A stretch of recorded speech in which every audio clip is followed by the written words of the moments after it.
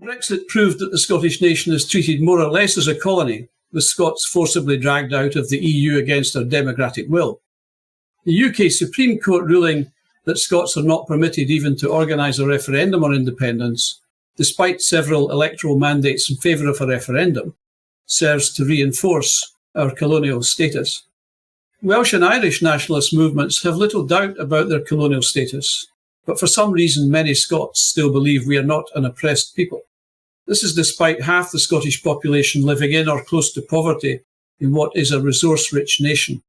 The Scots have been fed a narrative of a union of equals, which is difficult to comprehend whenever our 59 MPs or 9% of Westminster sovereignty is outvoted, which is all of the time. Colonialism is not that difficult to understand. Colonialism is first and foremost economic plunder.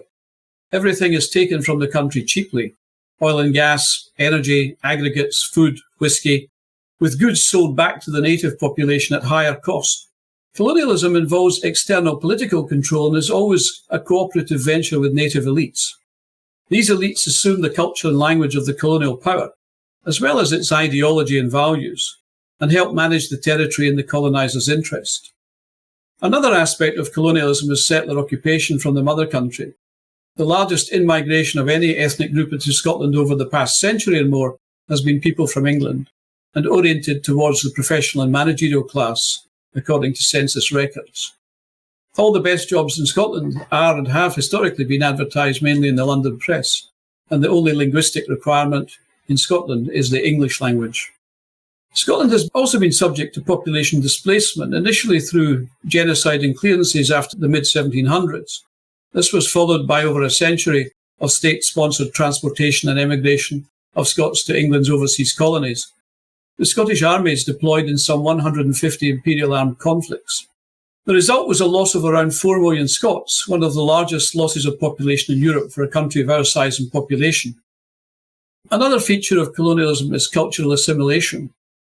Here, a supposedly superior culture, which includes only the values, history, heritage and language of the colonial power, replaces that of the native people. The colonised nation is effectively out of the game internationally and in terms of history. An Anglophone unionist cultural hegemony, which includes native elites, controls the territory in the coloniser's interest. Cultural assimilation leads to institutionalised socio-linguistic prejudice, inequality, and development of what we know as internalised racism within the minds of an oppressed people. Only the language of the coloniser opened the doors of opportunity, while the language of the colonised, which is not taught, is deemed invalid and made subordinate, as are those who continue to speak it. In a colonial society, there are only two possible outcomes.